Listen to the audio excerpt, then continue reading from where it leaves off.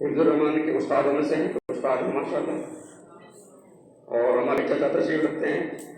چچا ابراہیم صاحب، وہ بھی تشریف لے آئے، مولانا طفیل صاحب، حاجی محبوب صاحب، تمام لوگ تشریف لے آئے۔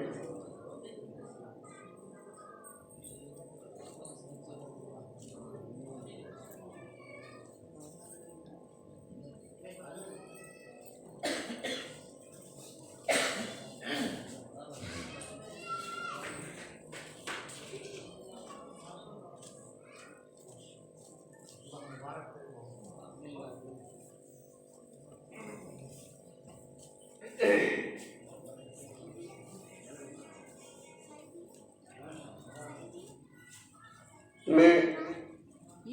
آگے قرآن کو بڑھانے کے لیے میں انہیں کو دعوت دیتا ہوں، مولانا حفظ الرحمان صاحب کو، کہ وہ اپنے خیالات کا اظہار وہ بھی فرمائیں، تاکہ ہم سب کے سامنے اس کا بھی اظہار ہو جائے کہ وہ مدرسے سے کچھ سیکھ کر کے آئے ہیں، تو کم از کم ہمیں ان سے استفادہ حاصل کرنے کا موقع مل جائے۔ وہ بھی اپنے خیالات کا اظہار فرمائیں، مولانا حفظ الرحمان۔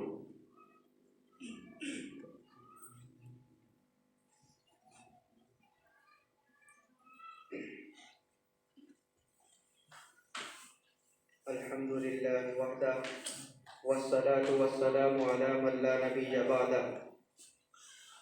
أما بعد، أعوذ بالله من الشيطان الرجيم، بسم الله الرحمن الرحيم، وذكر فإن الذكرى تنفع المؤمنين،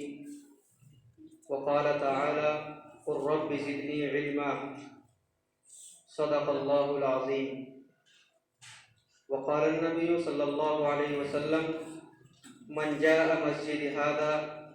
لا يأتيه إلا لخير يتعلمه أو يعلمه فهو بمنزلة المجاهد في سبيل الله، أو كما قال عليه الصلاة والسلام۔ جناب صدر اور قرب و جوار سے آئے ہوئے مہمانان اعظام، سب سے پہلے اللہ رب العزت کا شکر ادا کرتا ہوں کہ اس نے مجھے اس قابل بنایا کہ میں آپ حضرات کے سامنے گفتگو کر سکوں اور اپنے قلبی احساسات، دلی جذبات کو آپ تک پہنچا سکوں۔ اور آج کے اس پروگرام کے موقع پر، جو کہ تمام مسلمانوں کا ترجمان اور پوری ملت اسلامیہ کی نمائندگی کرتا ہے، اس مبارک موقع سے آپ پورا فائدہ اٹھاؤ، اور صاف طور پر آپ کو یہ بتلا دوں کہ آپ کا یہاں پر جمع ہونا اور آپ کا اس طرح بیٹھنا، دینی محفل قائم کرنا، یہ بہت ہی اہم اور مبارک فریضہ ہے۔ اس سے امت کا ملی تشخص قائم رہتا ہے۔ اللہ تبارک و تعالی ہم سب کی مساعی جمیلہ کو قبول فرمائے۔ معزز سامعین، آج کی اس مبارک مجلس میں مدارس کی اہمیت اور تعلیمی بیداری پیدا کرنے کی کیوں ضرورت پیش آئی، اس پر گفتگو کرنا چاہتا ہوں۔ اس میں کوئی شک نہیں کہ علم حاصل کرنا ایک بہترین عبادت ہے، اس کو اشرف عبادت گردانا گیا ہے، اور اسلام نے علم حاصل کرنے پر ابھارا۔ اللہ رب العزت نے اپنے حبیب محمد الرسول اللہ صلی اللہ علیہ وسلم کو جو دعا سکھائی، قل رب زدنی علما، کہ اے محمد اپنے پروردگار سے یعنی مجھ سے اپنے علم کی زیادتی مانگیے۔ اور اسی طریقے سے اللہ کے نبی صلی اللہ علیہ وسلم نے ارشاد فرمایا، من جاء مسجد هذا لا يأتيه الا لخير، کہ جو میری اس مسجد میں آتا ہے اور صرف اس کی غرض یہ ہے کہ وہ کوئی خیر کی بات سیکھے گا یا سکھائے گا، تو آپ نے ارشاد فرمایا فهو بمنزلة المجاهد في سبيل الله، کہ اس کا مرتبہ ایسا ہے جیسا کہ اللہ کے راستے میں جہاد کرنے والے کا مرتبہ ہے۔ تو اس سے ہمیں علم کی اہمیت اور اس کی فضیلت معلوم ہوتی ہے۔ میرے دوستو،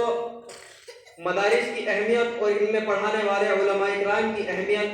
قرآن و حدیث میں آئی ہے، اور تاریخ میں ان کی اہمیت آئی ہے۔ میرے دوستو یہ مدارس جو آپ حضرات کے سامنے موجود ہیں اور آپ کو نظر آ رہے ہیں، بہت سے جھوپڑیوں اور چھپر کی شکل میں، اور بہت سے قلعے کی شکل میں، اور بہت سے عالیشان بلڈنگ کی شکل میں جو آپ کو نظر آ رہے ہیں،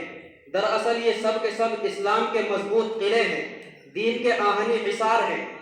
ان سے ملت کا تشخص قائم ہے، اور یہ اخلاق و ایمان، اخلاص و روحانیت کے سرچشمے ہیں، یہ اسلامی کلچر اور اسلامی تہذیب کے آئینہ دار ہیں۔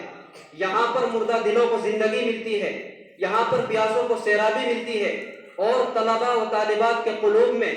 آخرت کی فکر پیدا کی جاتی ہے۔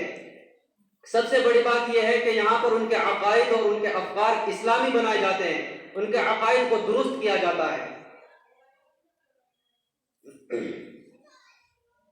مغلیہ سلطنت کے زوال کے بعد مسلمانوں پر ایک ایسا دور آیا کہ جس سے امت اسلامیہ کو ایک نازک دور سے دوچار ہونا پڑا۔ ان کی افکار و عقائد پر حملے ہونے لگے، ان کے عقائد کو مسخ کیا جانے لگا، اور ہر طرف سے مسلمانوں کو بے دست و پا کر دیا گیا۔ ایسے دور میں تعلیمی بیداری پیدا کرنے کی ضرورت پیش آئی، اور ایسے نازک حالات میں علماء اکرام، مفکرین حضرات اور ملت کا درد رکھنے والے حضرات، انہوں نے تعلیمی بیداری کانفرنس قائم کی، مدارس اور مکاتب کا جال بچھایا، اور امت کے نونہالوں اور جیالوں کو فکری اور ذہنی قتل سے بچانے کے لیے وہ میدان میں کود پڑے۔ اگر وہ علماء اکرام یہ مدارس اور مکاتب کا جال نہ بچھاتے اور ہمارے اندر تعلیمی بیداری پیدا نہ کرتے تو آج ہر گھر کے اندر انجیل پڑھائی جاتی، اور ہمارے افکار و عقائد میں وطنیت اور بت پرستی کا رچاؤ ہوتا۔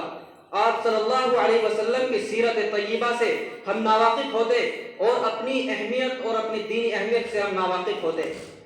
ان مدارس نے وہ کارنامہ انجام دیا ہے جو یاد رکھنے کی چیز ہے، اور انہوں نے مسلمانوں کو اپنی اہمیت کا احساس دلایا ہے، اور ملت کا تشخص قائم رکھا ہے، اور امت اسلامیہ کی انفرادیت کو برقرار رکھا ہے۔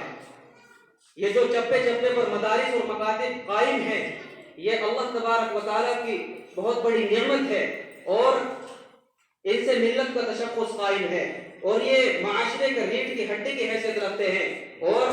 یہ مکھن ہے اللہ تبارک و تعالیٰ اور اللہ کے رسول صلی اللہ علیہ وسلم کی معرفت کرانے کا ذریعہ ہے۔ میرے دوستو، لوگ کہتے ہیں کہ مدارس میں پڑھنے والے کامیاب نہیں ہوتے کیونکہ ان سے نوکریاں حاصل نہیں ہوتی۔ اگر آپ قرآن و حدیث کا مطالعہ کریں تو آپ کو معلوم ہوگا کہ روزی اور روٹی کا اتنا بڑا مسئلہ نہیں ہے، کیونکہ اس کا وعدہ اور اس کی ذمہ داری اللہ تبارک و تعالیٰ نے خود لی ہے۔ وَمَا مِن دَابَّةٍ فِي الْأَرْضِ إِلَّا عَلَى اللَّهِ رِزْقُهَا، کہ یہ تو پہلے سے طے شدہ ہے کہ رزق کا جو وعدہ ہے وہ قسمت سے ہے۔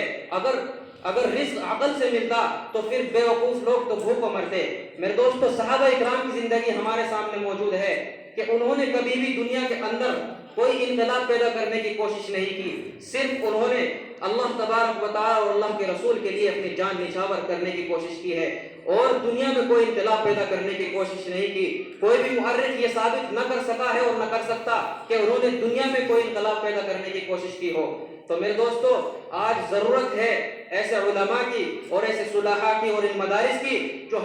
ہم کو اس خیالات سے باہر نکالے کہ دنیا کی تعلیم ہی ترقی کا ذریعہ ہے، بلکہ ہم کو